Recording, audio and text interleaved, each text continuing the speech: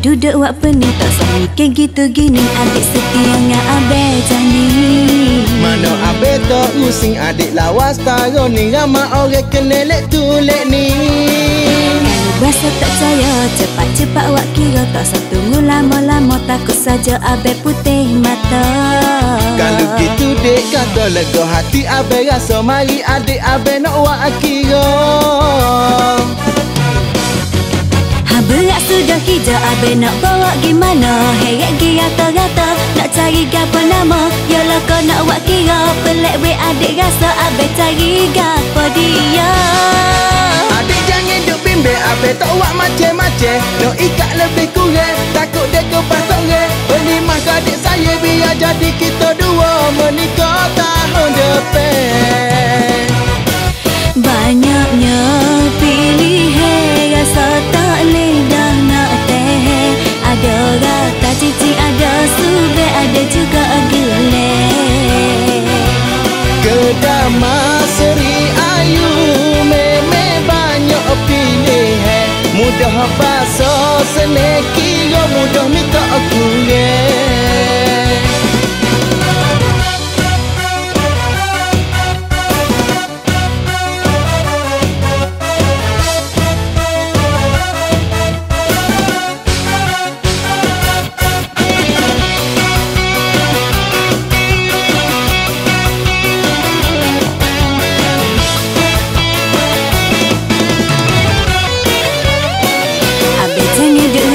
Jangan duduk wak pening tak sami ke gitu gini adik setianya abe jani. Mana abe tak rusing adik lawas taro ni ramai orang kenelek tulek ni.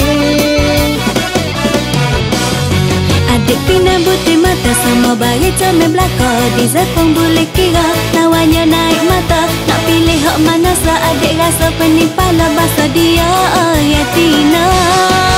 Adik kena pilih so tak serusing abe belanja. Nak cincin kau nak gapo dedan ni serba ada. Jangan wak bulu mata lama ke balik saja cepat-cepat abe nak wak kira.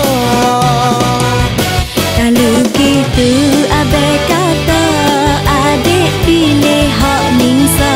Memek kene comelote adik rasa suka. Pesing dia orang Tino dengan mahani suka belakang. Abe pun suka tengok adik senyum sampai ke telinga.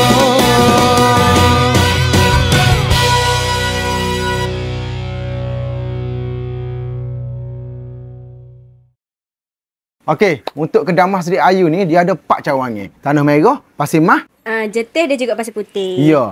Kita trade in dengan beli balik dengan harga yang paling tertinggi. Berkenaan dengan mah, boleh mari di Seri Ayu dah. Mah Seri Ayu. Hak penting, Mudah pasar, senang kira. Ingat mah, ingat Seri Seri Ayu.